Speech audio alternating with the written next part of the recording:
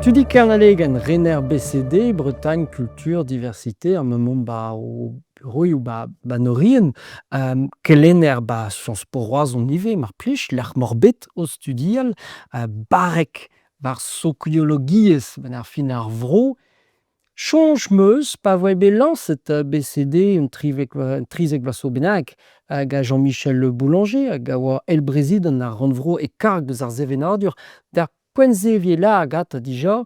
Ret dom nim soñjal tout an dud zo tont din instalier Breizh pe zo tud a bep seurt o tont deus brouioù a bep seurt, klot deus out o tont deus Paris.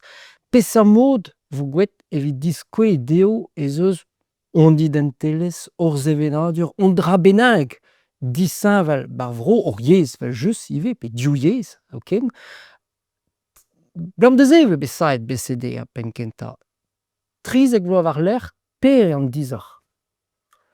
Frizik bloaz war lec'h, zo bet saet a bep seurt traoù ganeomp, evit mont davet ar vretoned, hag ive davet just a war tout an dud se o nem staliañ e Breizh, peogwir ben ar fin gwechall e oamp ur vro a vez e kuitaet gant an dud bremañ, gwirre evit meur a ebek ekonomikel, me marteze ive gant cheñcham an in zo tud o nem staliañ e Breizh. Hag setu e klaskomp komz a reiñ dafar da dud o nem staliañ, da vretoned, diwar ben an istor, diwar ben an endro, diwar ben ar yezhoù, ar zevenadur, an douar on iez a me war me, ar pezh a reomp gant a bep seurt raktresoù. En din en kalz, me ive dre konferansoù, dre podcastou vagal. Just war peseurt mod mont e darempred gant an dud. Ben n'eo ket ez atav mont e darempred gant tud na ma vezont ket ar c'honom. Setu tout se zo bet saet aet ar vloavezhioù. Setu an eus meur al lec'hien gant pep hini ar raktrez ganto, me komzont da skouer eus al lec'hien BCD hag a zo un holl oueziadur gwested a Breizh, un holl oueziadur niverel gwested a Breizh, e lec'h mat dibaoe 6 loa bennak e vez laket pennadoù evel just skrivet gant skol-veuridi, met laket skler evit ma vez fet lennapl gant an holl, podcastou, videoioù, diskouezadegoù a gal, e meur a yezh galek evel just hag e brezhoneg, me ive galoek hag e saozneg tamm-ha-tamm. Hag setu bremañ ur lec'hien grog da vezañ kouz, hag setu e vez gwelet mat war Google a me war me, e vez ur aberzh ive war ar rouedadoù sokial, hag bellstez zo memes tra degadoù ha miliadoù a dud a teu da lenn, da jilaou, da zellet ar pezh a lakont war al lec'hienn-se. Setu se zo un doare da vont davet an dud, dibaoe ar c'hovid giz ma ouiez, zo kalz tud memes tra ya war internet da glask titourou, hag setu se zo un doare da vont davet to. Ha peseurt drol war o lec'hiennoù zo traoù a bep seurt gwirre eve skrivet forze gant kelennerien pe tud o tont deus ar skol-veur, me an dreiz zo moen da lenn gant tout an dud, a war da chennoù farseus a vechou doare ar bleiz e Breizh da skouer, pe ar feunteunioù kouz e Breizh, pe ar beizantet, pe an doare da vont varo gant al labour-douar. Dek vloaz pe trizek vloaz war lec'h lañset al lec'hiennoù se, pe ave klask hag an dud den ar fin?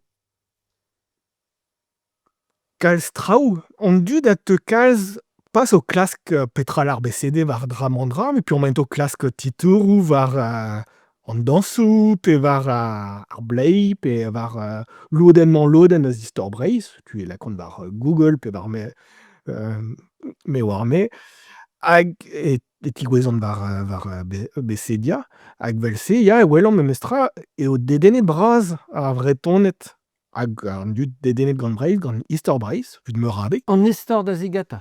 An istor ya ar aberzh, se zo sur, a-eñ eus un euliad podcastou, zo kazi degatriugenn bremañ podcast war istor Breizh, o vont eus ar ragistor ar pellan betek kazimant new an deiz, setu bep bloaz e reomp etre eiz a dek podcast war istor Breizh, emañ ar aberzh o miliadoù a dud a ya da jilaou neu, pe fe war Spotify, Deezer, a me war me. Ya, a eve gwelet o deus c'hoant an dud goude a bep seurt traoù war istor Breizh. Met se a ya en-dro pugur eo micherel ar pezh a reomp da rede eo traoù hag a zo frammet en doare micherel, lakaer an arc'hant evit ma vez fe traoù al live gant ar pezh a vezret egalek. Evit se ne reomp ket degadoù a podcastoù. Hag setu an dud, ben ar fin, a vez gwelet mat gant ar chifroù. Ha teud a chilaou tamm bezo kalz-tud a zo embannet, tu bevej ma zo ar podcast nevez, e tont da chilaou. Pur e wezon eo frammet mat, eo ber a war, ugent mutenn ar miañ-tout, eo sklaer ar pezh a vez klevet e-barzh, n'eus ket ezhomm bezañ un istorian evit un istorour evit heuliñ ar podcast. Hag setu vel se tamm e te brut memes tra d'ar seurt heuliñ podcastoù ya. An istor da zigeta a gouezei. Gouze vez gwelet mat eo dedenn bras an dud memes tra gant Yezhoù Breizh hag an engounioù da skouer zo un heuliad videoioù a gendar d'ober berzh dibaoe e blavezhioù war dansoù Breizh. Se oa bet graet gant Yann, gant sikour Ken Leur da mare ar c'hovid, pe un tammig a-raok. Hag se zo kozh a war dija, pur pemp c'hwec'h evit ur video a zo kozh a war. Hag bep mij zo kalz-tud a deud a welet c'hoazh se zo videoioù sim-tre, ber-tre, evit displegañ penaos vez danset ur gavotenn pe ur plin pe meur warme. Hag ar videoioù-se a berzh. Bezo an eus ivez un damm lec'hienn gwezlet da rannezhoù pe da douarioù komz brezhoneg hag galoeg e Popcorn Breizh. Hag se zo lec'hienn arbennik a war memes tra war evit lak an dud da welet penaos e vez komz e brezhoneg e bro Leon e bro Gouelo pe meur warme. Hag an dud a deud da chilaou pur o deus c'hoant. Bon, marteze o deus desket ur brezhoneg boutin, ur sort koine par emtailhoù brezhoneg, me o deus c'hoant gouzout penaos veze koze brezhoneg tachenn o mamgouz pe l'er mamaint o chom pe meur warme. Setu yak an dud a glas kalz traoù war ar yezhoù memes tra. Ha petein dre vras o tont lakomp bep bloaz war o lec'hiennoù dre vras? War holl lec'hiennoù kazi 50.000 memes tra. Pur on eus daou lec'hien a ra kalz berzh zo Besedia hag a zo an hollouejadur diwar Ben Breizh. Hag on eus Bretaña a zo ar raktrez all. Bretaña, Paol Bretaña a zo mont da glask tout an dafar hag a zo bet niverele diwar Ben Breizh. Pur on se zo ur raktrez koz a war memes tra, kazi ugent bloaz. Er bloavezhioù daouvil oa kalz mirdioù, dielldioù, kevredigezhioù evel dastum o da kroget da niverelat ar pezh o doa bar zo dastumadegoù. Met tout se a oa da sparzhet. Setu a rannvro gant BCD o deus krouet da lec'hienn Bretaña.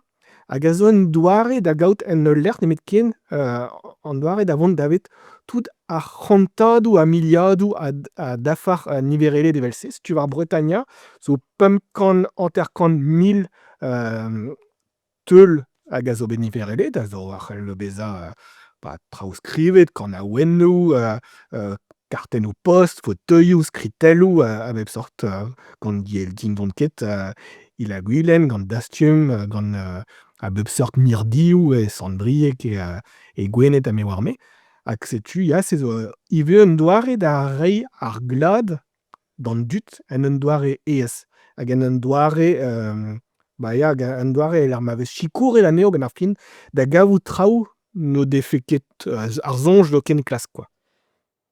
Souez e don en ur mod gant tout pezh a gontez dom dija 50.000 a dud o tont bep bloaz n'enkin netra, an dre zo forzhek a dud. Ur pezh 1500 zo bet daspun gato er bloavioù paset hag a zo bremañ enlinen, vinitra, lep e tout dom dud. Galer er mat ez eus un interez gant an dud lar arez dom gant an istor da zigeta, gant ar yezhoù gouze, gant an dansoù. Apadal e jomp an me, me matre e faziañ, gant ar zantimant e gouarn an traoù vidon zeve natur. Ne teu ket mi varvel kemen a ma oa a-raok. Nim soñj a la ran dreistol lec'hioù doa re ar moment morbien war vord ar mour, ler zo bet forzhek miliadoù a dud matre o tont dibaoe mare ar c'hovid tud o tont deus lec'hioù all denim stal emañ. Ha no deus ket ar zantimant ken nebeut hag Lodes an dud neus ar sentiman e ur zevenadur un tamm varget pe kuet. Peta e da jonj dit pe. Gwir a fos eo ar memestro pior. Memestra vez gwelet mad dre ar chifrouz an dud a ya da welet ar pez a vez savet ganeomp gant ivez sondadeg oa emiz eost oa bet ur sondadeg war ar bretoned hag ar c'halaouet dre vras hag o glad hag evez e gwelet matre o doa c'hoant ar bretoned. Mi ur c'hoaz eget ar real an a vezot o istor efe kelennet o istor skolioù a gal padal, gwir daoust ma zo muioc'h pevar eugen dregant, am soñj e oa 6 a pevar eugen dregant eus ar bretoned o do c'hoant befe kelennet o istor barzh ar skolioù. Pet ne ket nitra. Pez ne Pez an divar e bras sa deus ar vretoned ar son ol desket do istor. tost an ol padal eo eget difennet pur eo emren ar gelenerien da gelen ket ma jomont barzh ar program, men ne vez ket graet. Setu a ez o zo an diz lavar ben ar fin etre ar pez a goulenn an dud hag ar gwirionez hag ar fed kement-mañ a ra ben ar fin ar bretoned an avez nebetre istor o bro. Gouzout klevet o deus komz eus an avreiz, klevet o deus komz eus n'on ket ar joantep pe me war me, met n'o deus ket ur zel skler war istor o bro deo un. Hag an dra zo gwir evit ar yezh ivez. Hag an raze zo gwir evit ar yezh ivez, ya. An dud a zo, gwelet vez mat, tomm kaver o yezh, bez o an darn brasa eus an dud o deus c'hoant befe ur statut gant ar brezhoneg, bez o ar Miche kelennet er skol, desket er skol. officiel ken officiel gant ar c'halleg. Setu evit tout ar goulennoù-se bet meneget gant nit, zo ur mui an niver, bon, brasoc'h pe bihanoc'h, me kazi atav d'an beutañ an dioudre deren eus ar bretoned o deus c'hoant, e befe kalz muioc'h a blas gant ar brezhoneg, ar buez foran, an deskadurez a gal, padan e chach ket an traoù. Hag a-se zo, ya, zo un troc'h etre ar pez a goulenn an dud, hag ar politikerezhioù a vez lakaet e plas gant ar gouarnamant, pur even ar fin tout an traoù-se an deskadurez, ar zevenadur a gal, tout an traoù-se a zo kreizennet tre hag ne chach ket, setu an dud. Men a vez ket muioc'h o istor eget gwechall, o deus ataour kement c'hoant gouzout traoù, setu evit se eurezamant d'an beutañ zo lerkennoù evel ar pez a re a vez buezet ganeomp, quoi. Me pouez ar gouarnamant zo an dra e zo gwir, pouez an dilennidi pe an dud war an dachenn zo ivez, gwell ar er mod bremañ e keriadennoù zo, kumunioù zo, ne ket mi ken an ze lak an traoù en div yezh, ma vije galaouet pe brezhoneg a galleg, ne ket mi ken an ze lak a sevenadur Breizh varvel, salonsou e treutoc'h bremañ, ma vije salonsou a leurioù zo, e treutoc'h pouez ur zevenadur ivez, a gesoc'h pedi ar zourien skrivanier, kaner, a meverme pe influencerien, o tont deus peplec'h e brochal, kentoc'h eget deus ar vro. Aze ez eus ivez un dra bennak en e glod ket. Ya, treutoc'h nous on ket da skouer krouet zo bet ganeomp per ar blaso prij al levr istor Breizh, hag vez gwelet, bep bloaz ben ar fin e vez embranet mu pe vui deg levr a triugen war istor Breizh, ar pez a zo kalz. Ne ket nitra. Ne ket nitra, gret ket din vefe kait kement barz Normandie pe me war me. Setu an traoù a vez produt e bezot tud a brodu, me gwire pe vefe ar mediaoù, pe vefe an deskadurez, ne vez ket kaset se en un doare anat d'an dud. Da skouer, just a war, memes sondadeg a venegen sondadeg an ifop a ziskouez mat ar fin hag e Breizh, muioc'h c'hoaz eget elec'hal o doa ar zantimant an dud hag ar mediaoù, just ar mediaoù parizian, an tele, me war me, ne vezont ket ar pez ar c'hoarvez en diavez eus parez, ha ne gomzont ket eus ar pez ar c'hoarvez gant an dud gwirion, war an dachenn gant ar bretoned da skouer, quoi. Setu ya zo un troc'h ivez gant ar mediaoù, etre ar mediaoù, pe lod anezo, hag ar pez a vez bevet gant an dud. Evel just zo mediaoù all, evel brezo web pe kazetennoù skrivet me vestra hag a zo gwestlet a Breizh, met ar mediaoù a vez selaouet gant an dud, ben ar fin a zo pe radioioù, teleioù, podcastoù zo ken a zo lod hag a zo boutin da roc'halabez hag alies produet sevenet e Pariz. Ma sellomp eus a bell un tamm, peseurt sell eus te a fet sociologour ar wechmañ kelenner ba Sciences Po diwar stad an traoù. Klevout ma ar an mat, a gwell ar an mat, vez ar zondadegoù, ez eus ur goulenn. Evit muioc'h a identelez deskiñ an istor, deskiñ ar yezh, muioc'h a vrioù ma vez goulennet gant an dud. An dra zo anat. An traoù zo vir vez c'hoar barch douarn. Vez zo tout pezh ave grit ganeoc'h, ar pezh ave grit e peplec'h e Breizh a fet identelez, me n'et deus ket war vel. Petra a c'hellfe bout an amzer da zont? Hag eo ben ar fin dindan gwask a pouez, ar mediaoù, ar gouarnamant, ar fet ma veche ken krezennet brochal, e yal an traoù tamm ha tamm war get diwar vel. Petra man dre internet, dre kumuniezhioù, dre ur volontez d'ar vretoned, ez eus chañsoù ma chomo bev an traoù. Petra eo da sell dit-te a fet sociologour? Ar pezh zo iskiz, tamm ha tamm gwireg ben ar fin ar vuhez e Breizhigel n'eo ket ken dicheñvel se eus ar vuhez e n'on ket reter brochal pe Pariz zo ken, an dud o deus muioc'h-mui ar memez yezh, a zo ken ar memez taolmouez, muioc'h-mui e sellont ar memez traoù. An n'int ket dre ret gal a c'hallbezañ anglo-saxon pe zo ken korean pe Japan a ziv an deiz. Setu mui pe vi e vez unvannet memez tra ar zevenadurioù hag an doare da sellet ouzh ar bed hag ar memez tro ne ya ket war zigresk an identelez tout ar zondadegoù. Ben ar fin a ziskouez eo stabil a oac'h pe zo ken e ya war kreskiñ an niver a vretoned en em lar da gentañ breton hag gal pe european war lec'h d'an dud a zo stak mad eus o identelez hag a e Breizh a zo memez tra un identelez krafoc'h. Ha kalz krafoc'h eget tout a rannbrouioù all war bouez Korsika. Ha toussenn ne ya ket war get ha ne ya ket war zigreskiñ zo ken. Setu bon, ya un sort paradox ben ar fin, setu war an dachenn-se n'on ket reprederiet an dud a zo c'hoastag eus Breizh o deus c'hoant gouzout ar pezh ar c'hoarvez. A zo ken an dud a teuz an diavez, an dud a teud em staliañ war vord ar mor, barz an inizi, barz ar c'herioù. Ben ar fin, kalz an eo, pas an holl evel just, me kalz an eo o deus c'hoant gouzout barz peseurt bro en em stalian a vechou zo ken int digoroc'h eget bretoned a zo bet o chom e Breizh a holl biskoazh. Se a welan mat da skouer gant ur studiadenn m'on po c'hober bon, war inizi Breizh, met da skouer a emañ po paouez echuiñ ur studiadenn war Enez Groe. Peseurt doare studiadenn peus gouet duon just var? Se zo ur studiadenn hag a zo sikour gant rannvro gant departamant Morbihan hag gant nebeut Tudal, evit kompren pegen yac'h eo ar zevenadurioù war inizi Breizh. Setu a yomp a enezenn da enezenn, on po paouez echuiñ gant Enez Groe, a-raok e oan bet molenez a gal.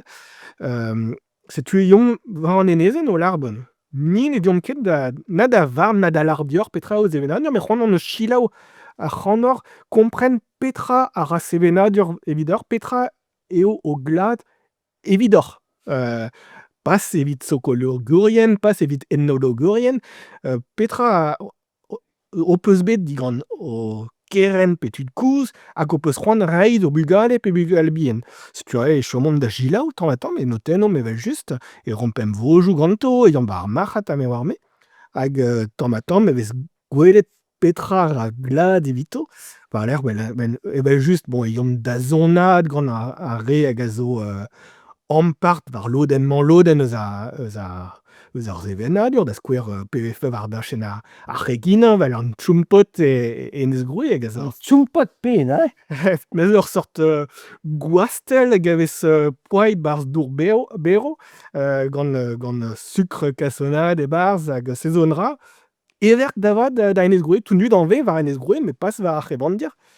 setu zo a bep seurt traoù hag a zo bev mat c'hoazh, daoust met o ket ken bev eget gwechall, me o deus c'hoant ben ar fin d'an tud war an enezenn treuzkas. Hag ar pezh o dedennus evit dont en-dro d'ar pezh war holl ar penn-kentañ, war Enez Groe war tout an inizi.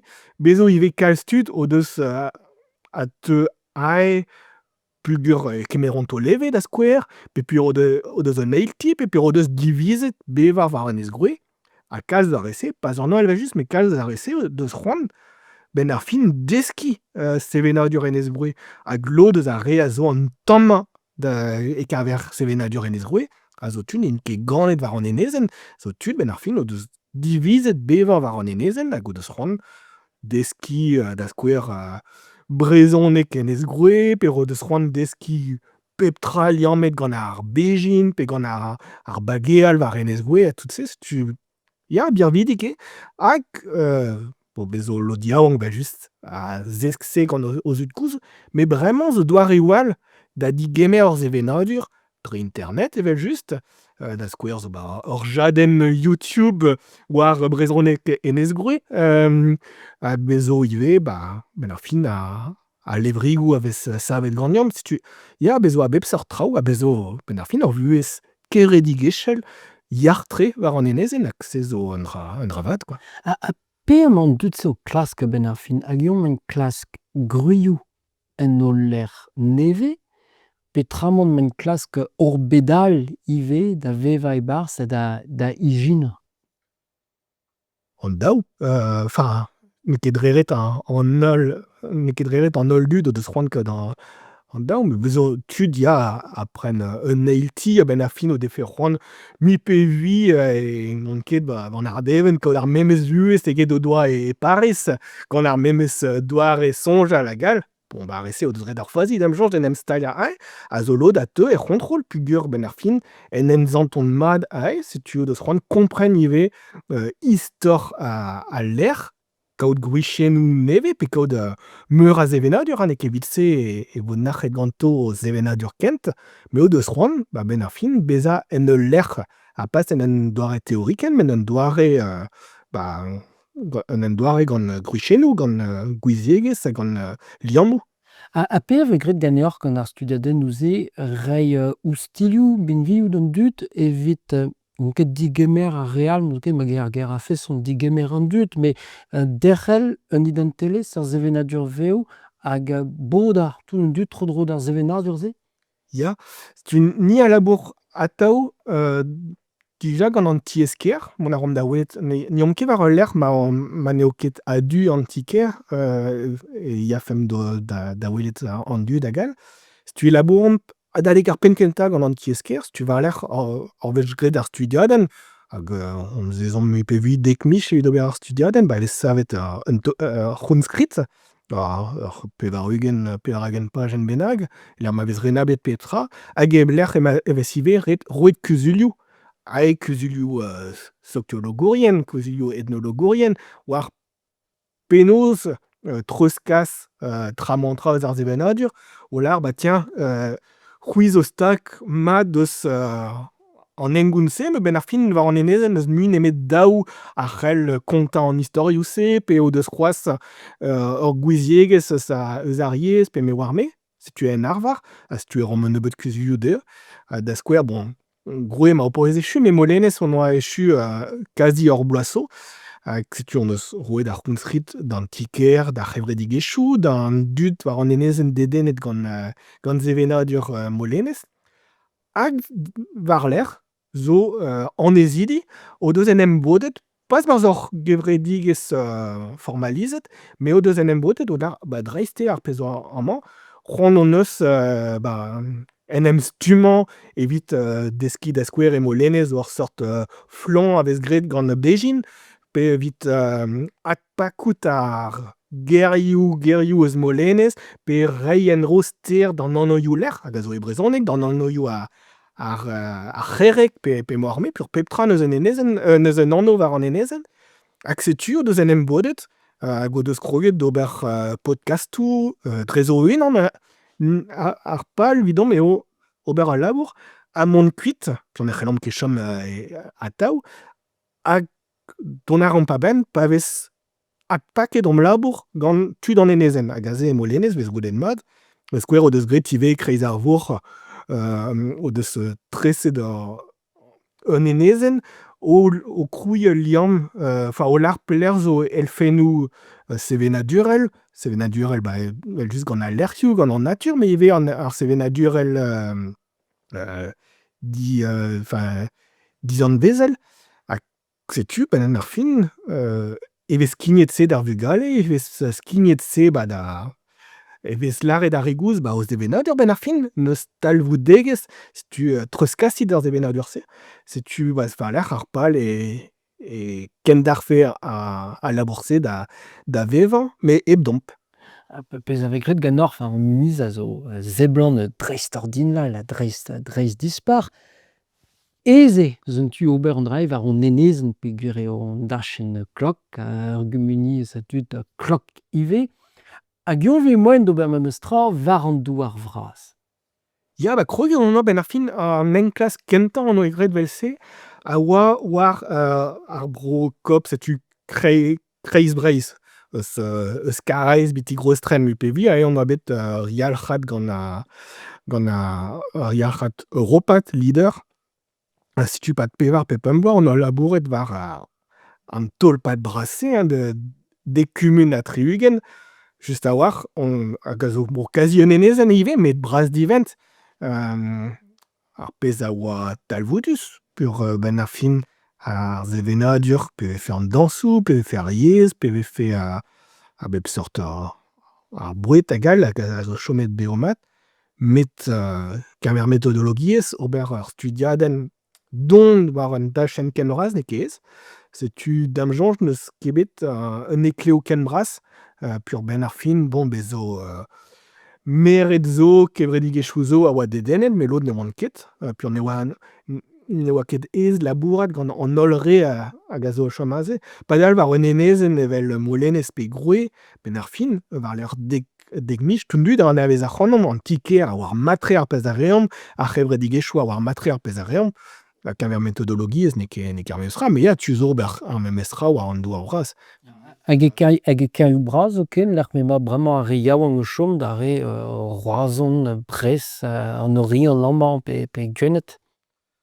Se n'on eus ket graet c'hoazh, aze e vez fe ret cheñch damjanj douar e ober hag e vez fe ret ivez en em goulenn me 8 tud zo petra eo sevenadur n'eo ket reret liammet gant al lec'h pur gwir zo un troc'h memes tra etre ar c'hirioù hag ar mezioù. Sevenadur karterioù zo gant oriant a zo bliammetre gant traoù broadel. Evez selaouet ar memes musik, evez euiet ar memes matchoù football pe moarn ar-maez. Setu n'eo vez fe tu zo ober vez just, me cheñchet vez fe an traoù. Ma-tre e are an divor etre pezh momo vevañ hiou an deiz hag ar pezh a oa nemet ugent va so lakomp gwell er mod bremañ pe moñs ma pep poan a pep breton o vevañ meur a ved a meur a identelezh pezh ne oa ket bet gwechall-gozh, nann? Ya, ur benn ar fin dre internet re ar mediaoù setu bezañ n'on ket mont war-vord ar mor e diouzh ar mintin, mont da labourat e kêr gant e saozneg diouzh an avar-deiz ha diouzh an noz sellet n'on ket ur film korean d'ar Netflix. Setu zo tu kaout bevañ e meur a yezh en un devezh nemet ken hep mont gwall-bell e beajiñ. Setu ya, kement-mañ ne oa ket posupl an terkant bloazo pe zo ken tregont bloazo. Hag a bep seurt selloù zo war petai ur sevenadur ivez, petai sevenadur Breizh. Ma c'houlenner digant en bennak be ben emzaou er bloavezhioù pevar-ugent ne vo ur sal war ur sevenadur. Ma c'houlenner digant unan bennak o chom kreiz ker roazhon ne vo ur sal all war petai Breizh. Ma ya da c'houlenn gant ar surferien a ya war-vor a remañ a lar in bretoned a loc'h eno a wechou bout bretoned, me gant ur sal all war ur sevenadur ivez. Ya, ken da benn. Damjanj e fe 10 termeniñ en un douarez kler-tre petra eo identelezh Breizh, petra o sevenadur Breizh. Pugur ben ar fin quasi pepinien en deus ezel war an identelez war ar zevenadur. Setu eo ledan traoù zo evidon evit unan bennak ez zo anat da skouer n'on ket hag club foot de Brest pe Roazhon a zo lodenn pouezus eus sevenadur Breizh a vetu dal non e larin da skouer ar gourenn a zo pouezus a vez sevenadur Breizh. Hag n'eus hini ebet gaou gantañ se zo daoust war e dichavel da welet an traoù hag se emañ an traoù dam soñj ar pal n'eo ket me o mat peget vel se an traoù tudioù an deiz o deus a bep seurt selloù hag tu zo bevañ e Breizh tout e vuhez e kejañ gant tudal o deus ur vuhez dichavel setu hag Breizh a zo tout se war an dro quoi. Eus war penaos ober ou labour pemdeziek amañ BCD evit bodañ ben ar fin tout ar zeloù-se an identelezioù-se a menochioù-se tro-dro dont identelez pe dour zevenadur pe da zevenadurioù. N'eo ket estamp ebet ben ar fin gwelet vez mat e n'eo ket neus forzh piv ya da jilaou ur podcast war istor Breizh da lenn ur pennad war Besedia pe war me diez-tre e touchañ an dud hag a zo pell penn da benn eus sevenadur Breizh zo kalz tud n'eon morse war am lec'hiennoù kalz tud ne hag ya n'on ket ampartre dam soñj o peus ar memes kudennoù e Breizh Web Me da lâret pezh a lavare Jean-Michel Le Boulanger eus war trizek baso penaos digemer an dud hag a zo tont da chomam bar vro ret eo da c'houzout ez eus an dra bennak bar vro ma ket aze an dalac'h n'eo ket an dalac'h ma ket etre a re neve o tont bar vro la peus dont war Enez Groe pe war Molenez ez eus tud o tont en em stallañ war an inizi hag a fell dio splujañ bar sevenadur an dachenn an dalac'h ma ket mi amañ etre a re teut bar vro hag a re a oar bar vro hag a zo sañset gouzout pep tra diwar Breizh. Kompliketoc'h e an traoù war a zeblant. Ya pugur ben ar fin dre ma n'eus ket ul lec'h vel ar skol e lec'h ma vez roet ar memes sevenadur d'an holl ma vez fe program istor Breizh bar program ar skolioù ben ar fin an holl pe vez fenn ganet e Breizh da stud breton pe vez fenn o tont eus an diavez a zeskouer an istor-se hag a vez fe gounet an traoù met n'om ket mestr war se pur se zo divizoù a vez kemeret e lec'hal setu ni evit ar mare ar pezh ar c'hellomp ober e reiñ dafar a bep seurt dafar simple evit ar mi an iver bezolo da yo vareun dre-se dre ar rouedadoù sokial dre Google pe me war me lodal ben ar fin a resebo-se pugur memestra kelennerien zo a implij ar pezh a vez graet ganeomp ha se ouion pur a vechou zo kelennerien zo a skribdion wala dreist e oa memes diskouezet video dam skolidi hag e oant laouen braz met ya ni a grou a bep seurt traoù ha klask a reomp implij mediaoù dichavel ar zon, ar video, ar skrid hag all gant ar spi evel-se e touchim a bep seurt tud pur bezo tud a zo kentor en oez o lenn tudal hag a gwelloc'h selaou tudal o deus ezhomm sellout hag setu ar pezh ar c'hellomp ober walc'h war a lodenn resebout n'eo ket o labour marteze met ya ma zo diskoulmoù evit touchañ ar mi an iver zo ken a re ar pellantout eus sevenadur Breizh evel ket fall ya. Ya pa jelaouer ar anot e teuch soñj din penaos a vechou un techet da sellet deus Breizh pe deus ur zevenadur pe amzer da zon ur zevenadur evel ma oa graet er bloavioù triugenn a gwere gouzout an eil brezel veler mod a vechou e ya tampedon mar brezhoneg diwar-vel peogwir ne vez ket mi desk bar skol a vez ket mi implijet gant ar mediaoù braz a zo tont a mont a ra war-vel.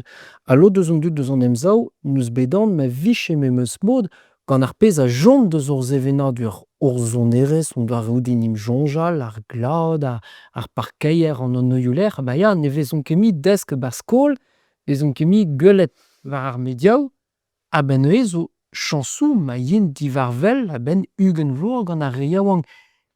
War a glevan n'eo ket ret a soñj dit pe.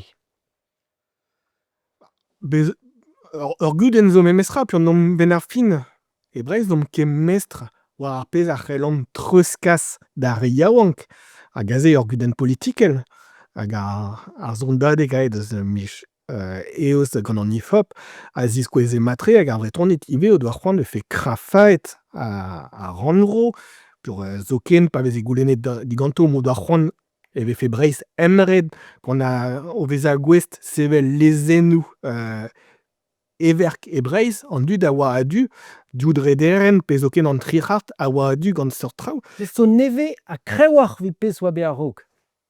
Ya, pur pad pell, pad degadoù a bloavezhioù komz eus emrenerez a oa dibochet. Ur diouzhtu velad e oa ya met c'hoant o peus distreiñ an eil brezel-bed pe bremañ zo ur cheñchamant hag a zo neve-tre. E lec'h ben ar fin zo tu implij ar gerioù evit lec'h petra deus c'hoant eus an dud. N'eo ket nemet ken digreizennañ met zo ken emrenerez ha pezh zo neve a dedennus pur zo ken ar rannvro, ar kouzel rannvro deus dija votet daou menat o goulenn vefe ur statut d'emrenerez evit Breizh ha kazi an unvouez neus nemet an tudioù pellañ ben ar fin hag a zo a-enep ha pezh a zo ivez dedennus-tre da welet. Hag gwir da live-se, da live politikel vefe tu cheñch kalz traoù. E bon, evit ar mare, ret eo ober gant ar bed a gant Breizh evel-memañ a gaze diesoc'h ya mont davet an dud.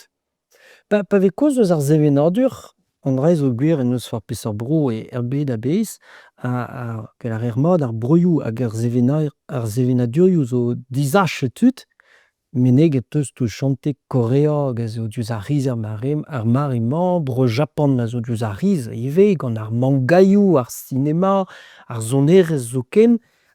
Bevech e kaver, an dra oa gwir ivez gant ar stadoù unanet, un doare soft power kiz ma velar. Gant filmoù, sonerezhioù, doa reodenimp jonjal, traoù da lak a war-vel, gizioù, a evit dizajet tud. Ur seurt soft power a zo gant Breizh a-hend-all vije ket kement a dud o c'houlenn a vije kelennet er skolioù bez a gwelet, bez a lak war-vel kas muioc'h. Vite hag a zo kreiz ar jeu tro-dro d'ar zevenadur, petra eo ar soft power se evit on bro? Gwelet vez memestra, pa vez keñveriet Breizh gant broioù all hag a zo un tammig memestra dre Europa, bon gwir eo kalz war gil ar yezh. Pa vez keñveriet da skouer gant Catalonia pe zo ken Rogemre, evit abegoù politikel, se zo bet displeget matre gant Rozenn-Milen da skouer. Bezo traoù all e lec'h ma Breizh ben ar fin a zo everk divoutin da vat, kemerom tout ar pezh a zo musik a dañsoù ar festoù-noz. Ar festoù-noz hag a zo bet lakaet e glad an denellez bremañ diboret daouvil daouzek. Bet a-wechoù zo bretonnet hag a zo prederiet o la ya bezo nebetoc'h a dud yaouank eus ar festoù-noz pe neus ket kement astrolajoù nevez hag all. Met memestra dibaoe ar bloavezhioù an teir-kant hag dreistol dibaoe ar bloavezhioù dekatr-ugent zo bet atav memestra kalz tud yaouank, kalz festoù-noz a vez aozet un tammig ket pep lec'h e Breizh hag se vez ket kavet e lec'h all neus ket gouelioù.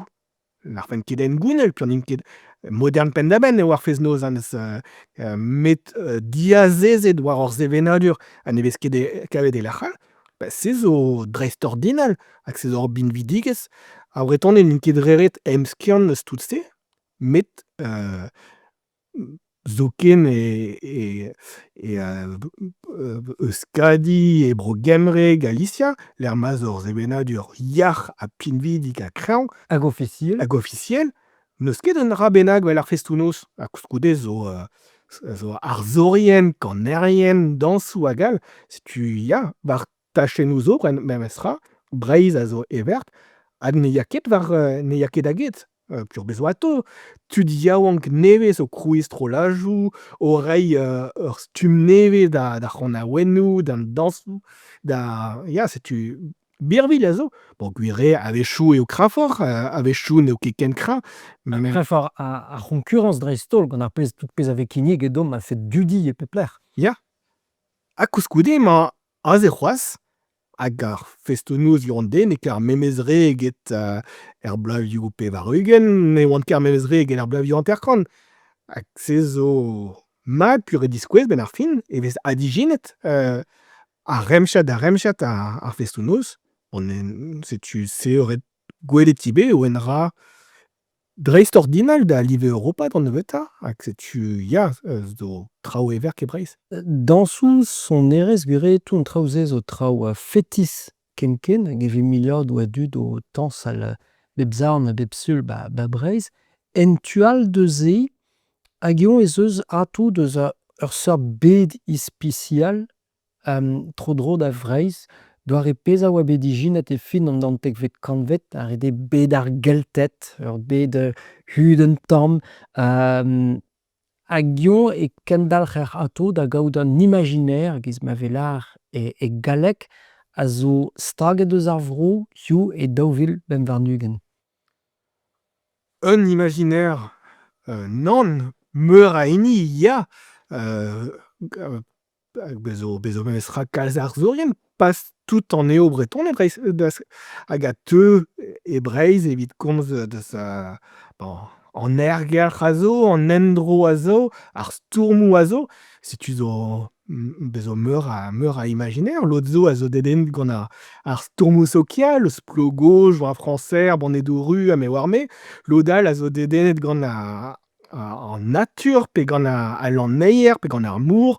Setu bezo a bep seurt doareoù da sellet ouzh ar bed e Breizh. Ha l'ot zo, ya, da zo levezanet bras gant ar broioù keltiek, pur zo memes ra liammoù sevenadurel gant Kemre, Iberzon, Broskoz, hag ar pezh a vez gwelet en an doare fetis amañ an orien barzh gwelet voadel ar gelted. Setu menez ket dreret ar memezre hag a vo dedennet gant n'oant ket ar stourmoù sokial pe gant ar sport pur ar sport ivez a zo an imaginer.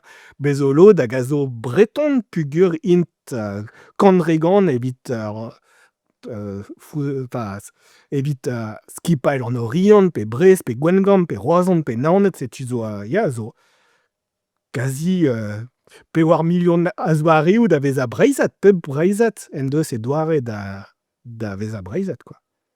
Tro-dro d'ar sevenadur, just un nebeut goulennoù vi ar kloz ar pennad kozmañ, evidout hag a zo sociologour, rener BCD, kreiz ar jeu. Da zigat a plas ouriez, plas ar brezhoneg, hiv an deiz hag en amzer da zon gwell ar mod hag meneget eus chifroù ar sondadeg an ifop touchante keve a lodenn vrasañ deus ar vretonet a zo roulenn ma vije desket kelennet brezhoneg er skol hag a zo tomm d'ar brezhoneg ha ne laron ket ne dalv netra ar brezhoneg a c'hontrefet fellout a radio ma vije komzet brezhoneg gant o bugale et d'an nebeutañ. Penaos e velez an traoù memes tra evit an amzer da zon ur goulenn a zo, met ne vez ket kinniget netra pe nebeut a droc'h dirak ar goulenn-se. Ya, gwirionit en arvarc'h emañ ar yezh pur pen ar fin evez kollet bep bloaz tud gouest da gomz en an doare splann ar yezh.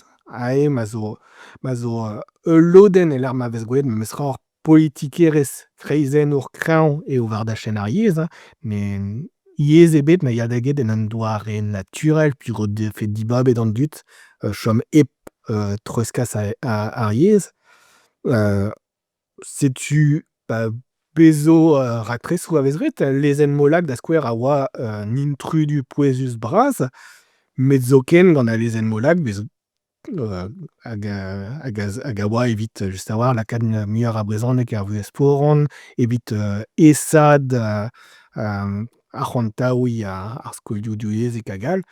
Zo ken lakaat e preus lezenn votet gant gant ar Parlament, ne kedez pur ben ar film dija ar c'huzul-bont-reizel neus gwanet a lezenn-se.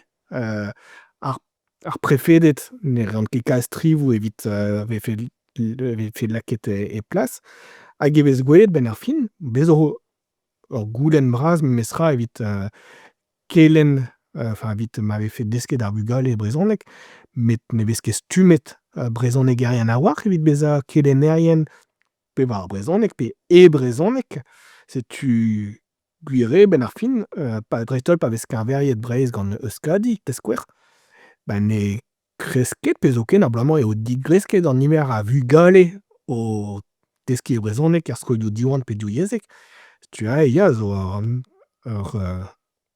un dizlavar etre ar raktrez hag din da c'hout e oa ar pal kaout 300 000 bugel a ben daou pe trivloù a-barzh ar skolioù, pa dal n'om c'hoaz nemet da 100 000 bugel, pe zo ken un tammig dindan 100 000 bugel. Setu ar politikerezhioù vez lakaet e plas n'eo ket a live gant an ezhomm oazo. Blant d'ar stad, n'eo ket blant d'an dud. Ba an daou. Blant d'ar stad, pur ar stad zo ken New on Day war l'er daou-ugent vloaz fe muioc'h zo ken a skolioù youiezhek. Evit digeriñ orc'hlas, evit digeriñ ur skol neve, e o ret stourm en un doare kreantre, se n'eo ket just. Hag bon, gwir zo kalz tud ivezenn zo ken pa zo hor skol, zo digor, zo ken ma laront, ya memes c'hoant vefe treuzkaset ar brezhoneg, ne da kont ket o vugale bar skol, barzh ar skolioù diouezhek a zo, pur bremañ zo un tammig ket pepler. Setu zo tud zo ivez hag a zo evit war baper, met barzh o vuhez dezho ne reont ket kalz traoù ken ebet evit ma c'hellfe o vugale, pur bon. Pa vez er gour deskiñ ur yezh ne ket ez, met pa vez er yaouank, ba eo estre deskiñ ur yezh nevez. Setu gwir ne ma vefe ur goulenn, ar goulenn a zo, met ne ket da taou kreantre, quoi. Breskant traoù evit ar yezh, evit ar peurrez deus ur sevenadur pe sevenadurioù kentoc'h, penaos e velez an traoù un dek vloaz, pemzek vloaz da zont, en ur stad, en ur revandir zo ken, l'er me kompliket an traoù New on Day, amañ eus ket mi gouarnamant stabil a ba wepel, gweler er mat dre vras an dud a zo les extremités e giz ma velar, troc'h bras etre an dud, e tud a roulenn gant an ma vo muioc'h krezenn droa ar vro, tud all hag ar roulenn a rontrolmik. Peseurt plas ha peseurt da zont evit honni d'an telechoù en ur vro e gese. Hag a peseurt arvioù e brochal, gweler memes tra, ba bro Spagn, ba bro Italia, ba bro Alamagne, un tamm pepler ribe. Ya, met pa dal vroioù all zo demokratez, zo ar ran vroioù pe ar lender pe ar o deus gallout drezo unan pa dal brochal a zo ar miak kreizennet martez eus ar bed e lammanez ket enep galloudou. Hag setu eus hor rez braz, ma ya ar maout gant Jordan Bardella pe unan bennak eus estrolat e daouvil seiz ar nugen. Ba azez eo Breizh en ar var braz. Petra c'hoarvezo dibochioù pe gout pur a retonnet a zo pen kontrol a vecho, setu martez e vo kontrol ar pezh a raio c'hoant dezho mont pelloc'h ha da goulenn en un doare kreñvoc'h ur statut evit Breizh, evit ma ne vefem ket, evit ma ne c'hellfe ket Paris dibab ped brezhoneger zo tu kaout, peseurt mediaoù zo tu kaout e Breizh, peseurt devenadur zo tu kaout e Breizh a gal. Setu men ouzont ket tamm ebet pelec'h e vimp ben dek bloaz. Just evit echu gant matre un not un dramennak pozitivel, pa ye ste war Bretagna pe Bessedia, ben a fin, peta e ar pennad, pe ar pennadou, neus plijet ar muieux dit michou paseit.